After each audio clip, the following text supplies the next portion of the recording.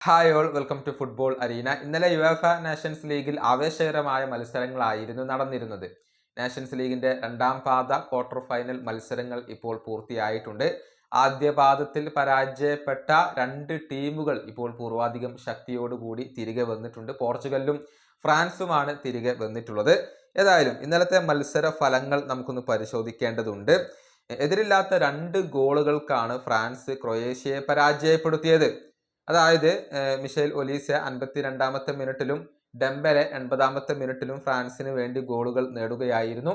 ഇതോടെ അഗ്രിഗേറ്റിൽ 2-2 എന്ന നിലയിൽ കാര്യങ്ങൾ എത്തുകയായിരുന്നു. പിന്നീട് പെനാൽറ്റി ഷൂട്ടൌട്ടിലേക്ക് കാര്യങ്ങൾ നീങ്ങി. പെനാൽറ്റി ഷൂട്ടൌട്ടിൽ വിജയം സ്വന്തമാക്കാൻ ഇപ്പോൾ ഫ്രാൻസിന് കഴിഞ്ഞിട്ടുണ്ട്. 5-4 എന്ന രീതിയിലാണ് പെനാൽറ്റി ഷൂട്ടൌട്ടിൽ ഫ്രാൻസ് വിജയം സ്വന്തമാക്കിയിട്ടുള്ളത്. ഹൂൾസ് കൂണ്ടെ അതുപോലെ തന്നെ തിയോ ഹെർണാണ്ടസ് എന്നിവർ ഫ്രാൻസിന്റെ പെനാൽറ്റികൾ നഷ്ടപ്പെടുത്തി കളയുകയായിരുന്നു. എന്നാൽ ഈ ഒരു ക്രൊയേഷ്യയുടെ നിരയിലേക്ക് വരുമ്പോൾ അവരുടെ 3 താരങ്ങൾ പെനാൽറ്റി നഷ്ടപ്പെടുത്തി. ഇതോടുകൂടിയാണ് അവർക്ക് ഈ ഒരു പെനാൽറ്റി ഷൂട്ടൌട്ടിൽ പരാജയം ഏറ്റുവാങ്ങേണ്ടി വന്നിട്ടുള്ളത്. അതേസമയം മറ്റൊരു ആവേശകരമായ മത്സരത്തിനൊടുവിൽ സെമി ഫൈനൽ പ്രവേശനം സാധ്യമാക്കാൻ ജർമ്മനിക്ക് കഴിഞ്ഞിട്ടുണ്ട്. ഇറ്റലിയും ജർമ്മനിയും തമ്മിൽ ഏറ്റുമുട്ടിയ ആദ്യപാദ മത്സരത്തിൽ 1-2 ഗോളുകൾക്ക് ജർമ്മനി വിജയിച്ചിരുന്നു. ഇന്നലെ നടന്ന രണ്ടാം പാദ മത്സരത്തിൽ 3-3 എന്ന നിലയിലാണ് മത്സരം സമനിലയിൽ കലാശിച്ചിട്ടുള്ളത്. ആദ്യം 3 ഗോളുകളുടെ ലീഡ് നേടാൻ ജർമ്മനിക്ക് കഴിഞ്ഞു. പക്ഷേ പിന്നീട് ഇറ്റലി തിരിച്ചു വരികയായിരുന്നു. 3 ഗോളുകൾ തിരിച്ചടിച്ചു. പക്ഷേ അഗ്രിഗേറ്റിൽ 4-5 ഗോളുകൾക്കാണ് ഇറ്റലി പരാജയപ്പെട്ടിട്ടുള്ളത്. അങ്ങനെ ഇറ്റലി പുറത്തായി. കിമ്മിച്ച്, മുസിയാല അതുപോലെ തന്നെ ടിം എന്നിവരായിരുന്നു ജർമ്മനിക്ക് വേണ്ടി ഗോളുകൾ നേടിയത്. അതേസമയം മോയ്സെ കീൻ ഇറ്റലിക്ക് വേണ്ടി ഇരട്ട ഗോളുകൾ നേടി. റാസ്പഡോരി മത്സരത്തിന്റെ അവസാനത്തിൽ ഒരു ഗോൾ കണ്ടെത്തി എന്നുള്ളതാണ്. അങ്ങനെ ഇറ്റലി പുറത്തായി. ജർമ്മനി സെമിയിലേക്ക് യോഗ്യത നേടിയിട്ടുണ്ട്. അതേസമയം പോർച്ചുഗലും ഡെൻമാർക്കും തമ്മിൽ നടന്ന മത്സരം എടുത്തു പറയേണ്ടതാണ്. ആദ്യപാദ മത്സരത്തിൽ എതിരില്ലാത്ത ഒരു ഗോളിന് ഡെൻമാർക്ക് വിജയിച്ചിരുന്നു.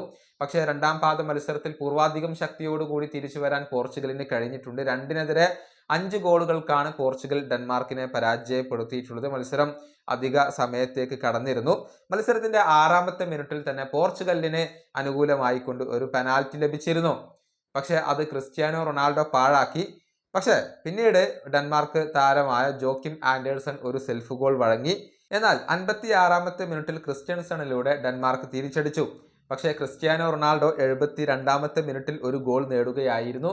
ഇതോടെ 1-2 ഗോളുകൾക്ക് പോർച്ചുഗൽ മുന്നിട്ട് നിന്നു. പക്ഷേ 76-ാമത്തെ മിനിറ്റിൽ എറിക്സൺ ഒരു ഗോൾ കണ്ടെത്തി. പാട്രിക് ഡോർഗുവിന്റെ അസിസ്റ്റിൽ നിന്നായിരുന്നു എറിക്സണിന്റെ ഗോൾ പിറന്നിരുന്നത്. പക്ഷേ 86-ാമത്തെ മിനിറ്റിൽ ട്രിൻകാവോ ഒരു ഗോൾ കണ്ടെത്തുകയായിരുന്നു. ഇതോടെ മത്സരം അവസാനിച്ചത് 3-2 എന്ന നിലയിലാണ്.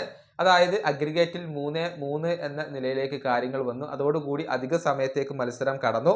എന്നാൽ അധിക സമയത്ത് പോർച്ചുഗൽ 2 ഗോളുകൾ കൂടി നേടുകയായിരുന്നു. ട്രിൻകാവോ മറ്റൊരു ഗോൾ കൂടി നേടി. അതിനുശേഷം ഗോൺസാലോ റാമോസ് മത്സരത്തിന്റെ അവസാനത്തിൽ ഒരു ഗോൾ കൂടി നേടി എന്നുള്ളതാണ്. അങ്ങനെ 3-5 ഗോളുകൾക്കാണ് ഡെൻമാർക്കിനെ അഗ്രിഗേറ്റിൽ പരാജയപ്പെടുത്തിക്കൊണ്ട് പോർച്ചുഗൽ ഇപ്പോൾ സെമിയിലേക്ക് യോഗ്യത നേടിയിട്ടുള്ളത്. അതേസമയം സ്പെയിനും നെതർലാൻഡ്സും തമ്മിലുള്ള മത്സരം 5-5 എന്ന അഗ്രിഗേറ്റിലാണ് അവസാനിച്ചത്. പിന്നീട് പെനാൽറ്റി ഷൂട്ടൌട്ടിൽ നെതർലാൻഡ്സിനെ മറികടക്കാൻ സ്പെയിനിന് കഴിഞ്ഞു എന്നുള്ളതാണ്. 8-ാമത്തെ മിനിറ്റിൽ മിക്കേൽ ഒയർസബാൽ സ്പെയിനിന് വേണ്ടി ലീഡ് നേടി. എന്നാൽ 54-ാമത്തെ മിനിറ്റിൽ മെംഫിസ് ഡിപായ് ഒരു ഗോൾ കണ്ടെത്തിക്കൊണ്ട് സമനിലയിൽ എത്തിക്കുകയായിരുന്നു. പക്ഷേ 67-ാമത്തെ മിനിറ്റിൽ ഒയർസബാൽ വീണ്ടും ഗോൾ കണ്ടെത്തി എന്നുള്ളതാണ്. എന്നാൽ 79-ാമത്തെ മിനിറ്റിൽ മാറ്റ്സൺ നെതർലൻഡ്സിന് വേണ്ടി സമനില ഗോൾ നേടിക്കൊടുത്തു. അങ്ങനെ മത്സരത്തിന്റെ നിശ്ചിത സമയം പിന്നിട്ടപ്പോൾ 2-2 എന്ന നിലയിലായി. അങ്ങനെ അധിക സമയത്തേക്ക് പോയി. 103-ാമത്തെ മിനിറ്റിൽ ലാമിൻ യമാൽ ഒരു ഗോൾ കണ്ടെത്തുകയായിരുന്നു. പക്ഷെ 109-ാമത്തെ മിനിറ്റിൽ പെനാൽറ്റിയിലൂടെ സാവി സിമൺസ് തിരിച്ചടിച്ചു എന്നുള്ളതാണ്.